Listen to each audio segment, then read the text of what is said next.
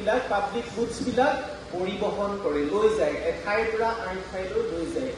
Latin শব্দ trans মানে অন্যফালে, লেটাম মানে কোৱা, তোমালোকে অংশগ্ৰহণ কৰিবা, ডাঙৰকে কোৱা। লেটাম মানে সকলোৱে কোৱা নাই, একেলগে কোৱা। লেটাম মানে লৈ যোৱা, অন্যফালে লৈ যোৱা। এতিয়া অনুবাদ মানে এটা ভাষাত আমি আক্ষৰিক অৰ্থত যিটো অনুবাদ বুলি বুজো, এটা ভাষাত কোৱা কথাখিনি অন্য এটা ভাষালৈ লৈ যোৱাটোৱে হ'ল অনুবাদ।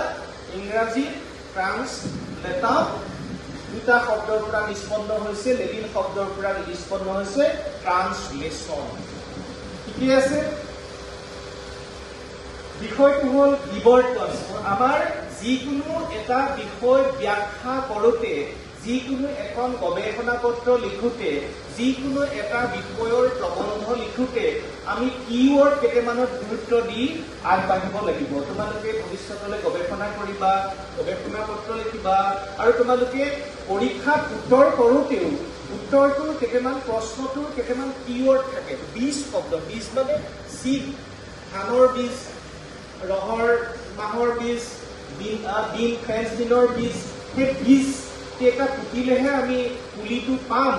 গতিকে সেই বীজ শব্দকেইটা, মোৰ আজি ভাষণটোৰ বিষয়টোৰ বীজ শব্দ কেইটা হৈছে অনুবাদ, বিৱৰ্তন, ভৱিষ্যত। তিনিটা, খুব বেছি 5টা থাকিব পাৰে, 5টাতকৈ অধিক প্ৰায়ে নাথাকে। গতিকে এই শব্দ তিনিটা, অনুবাদ, বিৱৰ্তন, ভৱিষ্যত, এই তিনিটা শব্দক কেন্দ্ৰ কৰিয়েই মোৰ কথাখিনি আৱৰ্তিত হ'ব, ঘূৰিব। বীজ শব্দ তোমালোকে লিখি ৰাখিব পাৰা, যি বহি খুলি লৈছা, বীজ শব্দ কিৱৰ্ড।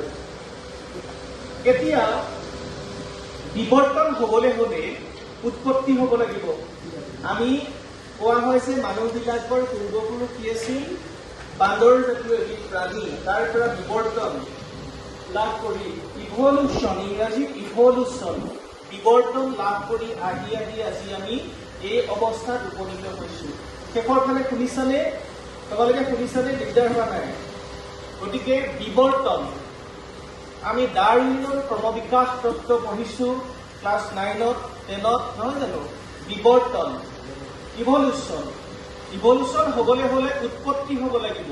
অনুবাদৰ উৎপত্তি কেতিয়া হৈছিল?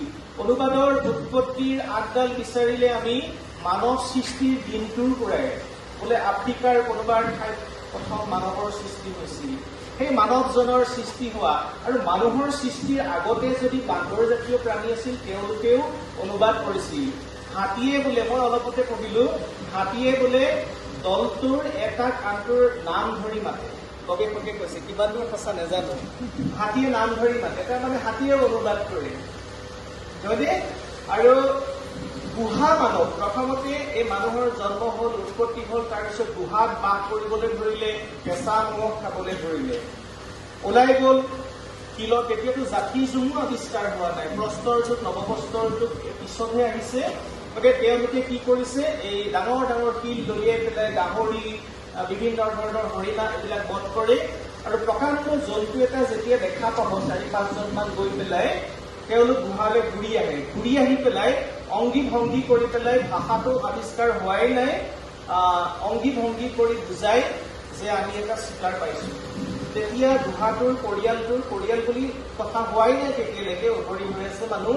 গতিকে তেওঁলোকে বুজি পাই অনুবাদ কৰিলে, মানে মনৰ ভাৱখিনি কৈ দিলে, সেইটোৱে অনুবাদ। ভাৱখিনি অংগী ভংগীৰ জৰিয়তে কৈ দিলে, আৰু লগৰ দলটোৱে বুজি পালে যে প্ৰকাণ্ড জন্তু এটা আছে। 10-12জন গৈ পেলাই কাগজ তুলি লৈ আহে, 10-12 দিনলৈ খাদ্য হৈ গ'ল, কেঁচা মহখিনি খালে।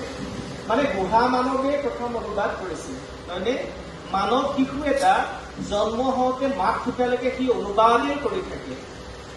আৰু মই ভাবো যে আটাইতকৈ দক্ষ অনুবাদক মানৱ শিশু, জন্মৰ পৰা মাক ফুটালৈকে।